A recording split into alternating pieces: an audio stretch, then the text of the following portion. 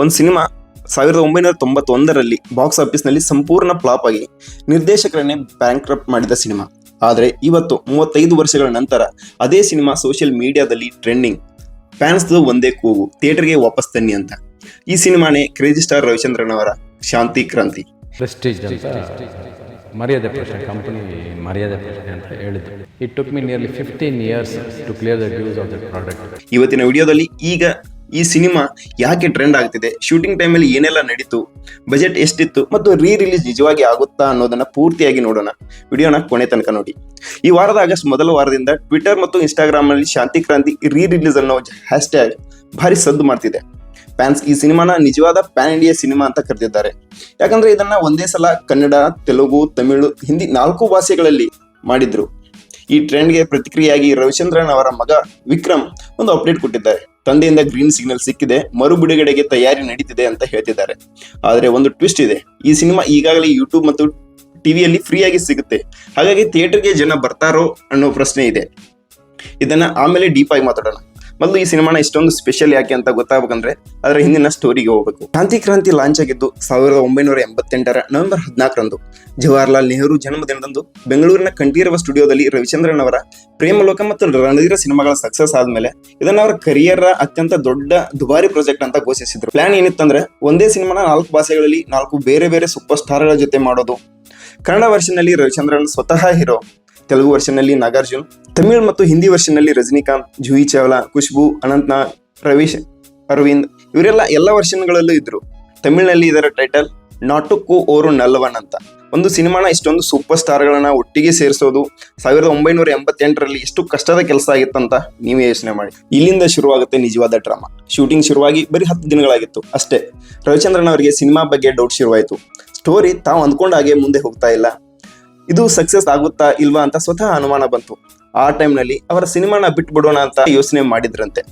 ಇದನ್ನ ಅವರ ಅಪ್ಪ ಪ್ರೊಡ್ಯೂಸರ್ ವೀರಸ್ವಾಮಿ ಅವರ ಹತ್ರ ಹೇಳಿದಾಗ ಅಪ್ಪ ಬೇಡ, ನಿಲ್ಲಿಸಬೇಡ ಅಂತ ಗಟ್ಟಿಯಾಗಿ ಹೇಳಿದ್ರಂತೆ. ಯಾಕಂದ್ರೆ ರಜನಿಕಾಂತ್ ಮತ್ತು ನಾಗಾರ್ಜುನ್ ತರಹದ ಸ್ಟಾರ್ಗಳಿಗೆ ಆಗಲೇ ಕಮಿಟ್ಮೆಂಟ್ ಕೊಟ್ಟಾಗಿತ್ತು ಮತ್ತು ಈಶ್ವರಿ ಪ್ರೊಡಕ್ಷನ್ಗೆ ಒಂದು ಪ್ರೆಸ್ಟೀಜ್ ಪ್ರಾಜೆಕ್ಟ್ ಆಗಿತ್ತು. ಮಧ್ಯದಲ್ಲಿ ಬಿಟ್ಬಿಟ್ರೆ ಕಂಪ್ನಿಗೆ ಕೆಟ್ಟ ಹೆಸರು ಬರುತ್ತೆ ಅಂತ ಅಪ್ಪ ಮನವೊಲಿಸಿದ್ರಂತೆ. ಇದು ಆಗ್ತಾ ಇಲ್ಲ, ನಾವು ಅನ್ಕೊಂಡಂಗೆ ಆಗ್ತಿಲ್ಲ ಅನ್ನೋದನ್ನ ನಮ್ಮ ಅಪ್ಪನಿಗೆ ಹೇಳ್ತೀನಿ ನಾನು. ಅವ್ರು ಒಂದೇ ಮಾತು ಹೇಳ್ತಾರೆ, ನಿನ್ನನ್ನು ನಂಬಿಕೊಂಡು ರಜನಿಕಾಂತ್ ಕಾಲ್ ಶೀಟ್ ಕೊಟ್ಟಿದ್ದಾರೆ, ಆಮೇಲೆ ನಾಗಾರ್ಜುನ್ ಕೊಟ್ಟಿದ್ದಾರೆ. ರಜನಿಕಾಂತ್ 2 ಭಾಷೆ ಸಿನಿಮಾ ಮಾಡ್ತಿರಲಿಲ್ಲ ಅವಾಗ. ತಮಿಳು ಮಾಡಿದ್ರೆ ತಮಿಳು ಮಾಡೋರು, ಹಿಂದಿ ಮಾಡಿದ್ರೆ ಹಿಂದಿ ಮಾಡೋರು. ಹಿಂದಿ ತಮಿಳು ಯಾರಿಗೂ ನಿನಗೆ ಫಸ್ಟ್ ಕೊಟ್ಟಿರೋದವರು. ಆಮೇಲೆ ನೀನು ಕರೆದು ಕೊಟ್ಟಿದ್ದಾರೆ ಸಿನಿಮಾ ಮಾಡೋಕ್ಕೆ. ನೀನು ಇವಾಗ ನಿಲ್ಲಿಸ್ಬಿಡ್ತೀನಿ, ಬೇಡ ನನಗೆ ಈ ಸಿನಿಮಾ ಓಡಲ್ಲ ಅನ್ನೋದಲ್ಲ, it's out of question. You will complete the film, it is Eshwari productions prestige ಅಂದರು. ಆಮೇಲೆ ಶುರುವಾಯಿತು ಇನ್ನೊಂದು set of problems. Rajinikanth, Nagarjun ತರಹದ ಸ್ಟಾರ್ಗಳ ಕಾಲ್ ಸೀಟ್ ಹೊಂದಿಸೋದೇ ಒಂದು ದೊಡ್ಡ ಸವಾಲಾಗಿತ್ತು. ಎಲ್ಲರ ಡೇಟ್ಸ್ ಒಟ್ಟಿಗೆ ಸೇರಿಸೋದು ಸುಲಭ ಇರಲಿಲ್ಲ. ಆ ಕಾಲದಲ್ಲಿ ಡಿಜಿಟಲ್ ಕ್ಯಾಮ್ರಾ ಇರಲಿಲ್ಲ. ಎಲ್ಲ ಫಿಲ್ಮ್ ರೀಲ್ನಲ್ಲೇ ಶೂಟ್ ಮಾಡಬೇಕಿತ್ತು. ಅಂದ್ರೆ ಎಷ್ಟು ಟೇಕ್ ತಗೋಬಹುದು ಅನ್ನೋದಕ್ಕೂ ಲಿಮಿಟ್ ಇತ್ತು. ಪ್ರತಿಯೊಂದು ಶಾಟ್ಗೂ ಕರೆಕ್ಟಾಗಿ ಪ್ಲಾನ್ ಮಾಡಬೇಕಿತ್ತು. ಇದೆಲ್ಲದರ ಜೊತೆ ಕನ್ನಡ ಫಿಲ್ಮ್ ಇಂಡಸ್ಟ್ರಿಯಲ್ಲಿ ಒಂದು ಸ್ಟ್ರೈಕ್ ಕೂಡ ಆಯಿತು. ಅದು ಪ್ರೊಡಕ್ಷನ್ಗೆ ದೊಡ್ಡ ಅಡ್ಡಿ ಆಯಿತು. 1988ರಲ್ಲಿ ಶುರುವಾದ ಈ ಸಿನಿಮಾ ಪೂರ್ತಿ ಮಾಡೋಕೆ ಸುಮಾರು 2 ವರ್ಷ ಬೇಕಾಯಿತು. ಈಗ ಮಾತಾಡೋಣ ಈ ಸಿನಿಮಾದ ಅಸಲಿ ಗ್ರ್ಯಾಂಡ್ಯೂರ್ ಬಗ್ಗೆ.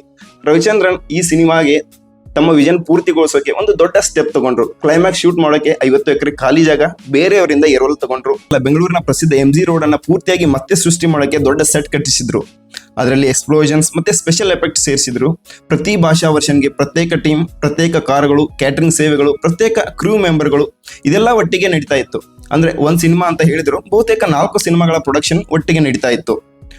ಬಜೆಟ್ ವಿಷಯಕ್ಕೆ ಬಂದ್ರೆ ಈ ಸಿನಿಮಾ ಸುಮಾರು 10 ಕೋಟಿ ಬಜೆಟ್ ನಲ್ಲಿ ಮಾಡಿದ್ದು. 1989-90ರ ಕಾಲಘಟ್ಟದಲ್ಲಿ ಇದು ಅಸಾಧಾರಣ ದೊಡ್ಡ ಮೊತ್ತ. ಆ ಕಾಲದ ಅತ್ಯಂತ ದುಬಾರಿ ಭಾರತೀಯ ಸಿನಿಮಾಗಳಲ್ಲಿ ಒಂದು ಅತ್ಯಂತ ಪರಿಗಣಿಸಲಾಗಿತ್ತು.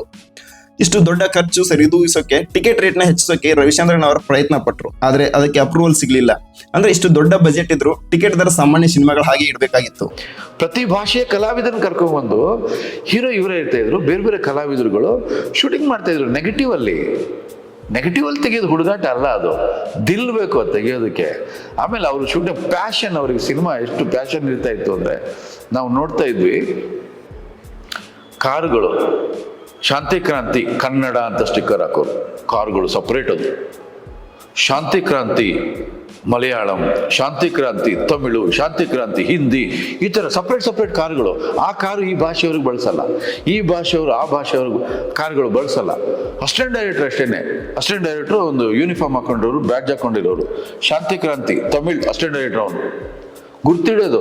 ಶಾಂತಿ ಕ್ರಾಂತಿ ಮ್ಯಾನೇಜರ್ ಕನ್ನಡ, ಶಾಂತಿ ಕ್ರಾಂತಿ ಹಿಂದಿ ಮ್ಯಾನೇಜರ್ ಕನ್ನಡ. ಪ್ರತಿಯೊಬ್ಬರಿಗೂ ಸಪ್ರೇಟು. ಈ ಥರ ಯಾರೂ ಮಾಡಿಲ್ಲ. ಆ ಕಲ್ಪನೆನೇ ಅದ್ಭುತ. ಅದು ಕ್ಯಾಟ್ರಿಂಗ್ ಅಷ್ಟೇನೆ. ಕ್ಯಾಟ್ರಿಂಗ್ ನೀವು ನೋಡಿದ್ರೆ ಅಲ್ಲಿ ಊಟ ಬಡಿಸೋರೆಲ್ಲ ಗ್ಲೌಸ್ ಹಾಕ್ಕೊಂಡು, ಸ್ಟಾರ್ ಹೋಟ್ಲುಗಳ ಥರ ಅವ್ರು ಯೂನಿಫಾರ್ಮ್ ಹಾಕ್ಕೊಂಡು, ಸಪ್ರೇಟ್ ಊಟದ ವ್ಯವಸ್ಥೆಗಳು. ಅವ್ರ ಕಲ್ಪನೆಗೆ ಹ್ಯಾಟ್ಸ್ ಆಫ್. ಇವತ್ತಿನವ್ರಿಗೆ ಯಾರೂ ಮಾಡಿಲ್ಲ ಅದನ್ನು. ಒಂದೇ ಮಾಡ್ಬೋದು ಗೊತ್ತಿಲ್ಲ, ಇವತ್ತಿನವ್ರಿಗೆ ಯಾರೂ ಮಾಡಿಲ್ಲ ಅದನ್ನು. ಅವತ್ತು ಮಾಡಿದ್ರು. ಆ ಸಿನಿಮಾ ಗೆಲ್ಲಬೇಕಾಗಿತ್ತು. ಗೆದ್ದಿದ್ರೆ ನಮ್ಮ ಉದ್ಯಮದ ಗೌರವ ಬೇರೆ ರೀತಿ ಬೆಳೀತಾ ಇತ್ತು, ನಮ್ಮ ಉದ್ಯಮ ಬೇರೆ ರೀತಿ ಇರ್ತಾ ಇತ್ತು. ಅವತ್ತಿಗೆ 106 ಕೋಟಿ ಸಿನಿಮಾಗಳು ರೆಡಿ ಆಗ್ತಾ ಇತ್ತು. ಆ ಸೋಲು ರವಿಚಂದ್ರನ್ ಸೋಲು ಅಲ್ಲ, ಉದ್ಯಮದ ಸೋಲು. 2 ವರ್ಷಗಳ ನಂತರ ಕನ್ನಡ ಮತ್ತು ತೆಲುಗು ವರ್ಷನ್ 1991 ಸೆಪ್ಟೆಂಬರ್ 19ರಂದು ರಿಲೀಸ್ ಆಯಿತು. ತಮಿಳು ಮತ್ತು ಹಿಂದಿ ವರ್ಷನ್ ಅಕ್ಟೋಬರ್ 2ರಂದು ರಿಲೀಸ್ ಆಯಿತು. ಆದರೆ ಇಷ್ಟೆಲ್ಲ ಸೂಪರ್ ಸ್ಟಾರ್ಗಳಿದ್ರು, ಇಷ್ಟು ದೊಡ್ಡ ಸ್ಕೇಲ್ನಲ್ಲಿ ಮಾಡಿದ್ರು, ಸಿನಿಮಾ 4 ಭಾಷೆಗಳಲ್ಲೂ ಸಂಪೂರ್ಣ ಫ್ಲಾಪ್ ಆಯಿತು. ಡೆಕ್ಕನ್ ಹೆರಾಲ್ಡ್ ಪತ್ರಿಕೆ ಬರೆದ ಪ್ರಕಾರ ಇದೊಂದು ದೃಶ್ಯ ವೈಭವ ಆಗಿತ್ತೇನೋ ನಿಜ, ಆದರೆ ಕತೆ ಅಂದ್ರೆ ಆರ್ಗನ್ ಟ್ರಾಫಿಕಿಂಗ್ ಮಾಫಿಯಾ ಬಗ್ಗೆ ಇದ್ದ ಮುಖ್ಯ ವಿಷಯ ಅದರ ಫೋಕಸ್ ಅನ್ನ ಕಳ್ಕೊಂಡ್ ಬಿಟ್ಟಿತ್ತು ಅಂತ ಅದೇ ವಿಮರ್ಶೆ ಮಾಡಿತ್ತು. ಇದೊಂದೇ ಸಿನಿಮಾದಿಂದ ರವಿಚಂದ್ರನ್ಗೆ ಸುಮಾರು 10 ಕೋಟಿ ನಷ್ಟ ಆಯಿತು ಅಂತ ಅವರೇ ನಂತರ ಹೇಳಿದ್ರು. ಈ ನಷ್ಟದಿಂದ ಅವರು ಆರ್ಥಿಕವಾಗಿ ತುಂಬಾ ಕಷ್ಟಕ್ಕೆ ಸಿಲುಕಿದ್ರು. ಮತ್ತೆ ಚೇತರಿಸಿಕೊಳ್ಳೋಕೆ ತಮಿಳು ತೆಲುಗು ಹಿಟ್ ಸಿನಿಮಾಗಳ ರಿಮೇಕ್ ಮಾಡಬೇಕಾಯ್ತು. ಅದು ವಾಟ್ ಎವರ್ ಇಟ್ ಓಕೆ ಬ್ಯಾಡ್, ನಾವು ಅನ್ಕೊಂಡಂಗೆ ಆಗಲಿಲ್ಲ ಅನ್ನೋದು ನನ್ನ ಬಾಯಲ್ಲಿ ಬಂದಿದ್ದಕ್ಕೆ ನಿಜ ಆಗೋಯ್ತು ಅನ್ನೋ ಗೊತ್ತಿಲ್ಲ. ಅದು it took me nearly 15 years to clear the dues of that product. ಆದರೂ ಒಂದು ಸಿಲ್ವರ್ ಲೈನಿಂಗ್ ಇತ್ತು.